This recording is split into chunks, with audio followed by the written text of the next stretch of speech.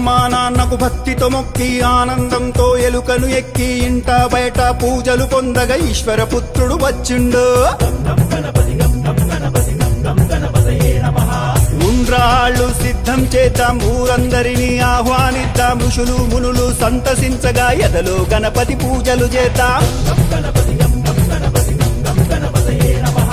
ఏనుగు తలతో వచ్చిండు, ఐశ్వర్యం మనకిచ్చిండు, ఒంటి కాలితో నాట్యం చేస్తూ ఓహో గణేశ రారాయనగా ఔరాయంటూ చూడంగా అంబ పార్వతితో వచ్చిండు, అహంకారమణి చేసిండు.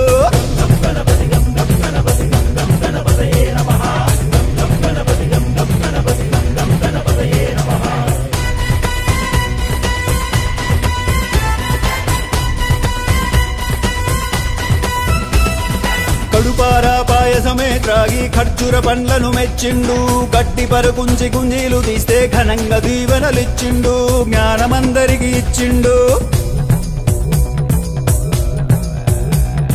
చవితి నుండి 9 రాత్రులు చక్రం ఎత్తి అర్చన చేద్దాం, జన్మ జన్మల పుణ్యఫలంతో ఝంకారంతో గానం చేద్దాం. చక్కరిగాళ్లను మట్టు పెట్టి ఠం ఠమ్మని గంటలు మోగిద్దాం, తప్పుల తప్పుడు ఆగకుండా ఠం ఠమ్మని బాజా ప్రోగిద్దాం, రణమున గెలుపును సాధిద్దాం.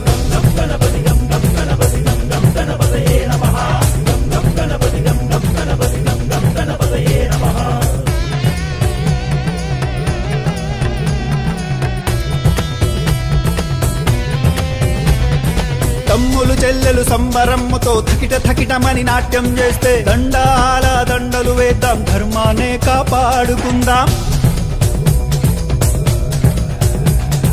నచ్చి మెచ్చిన గణపయ్య పరుగు పరుగున వచ్చనయ్యా, ఫలములు మెండుగా ఇచ్చునయా, బండెక్కించి ఊరేగిస్తే భవబంధాలు తొలగినయా.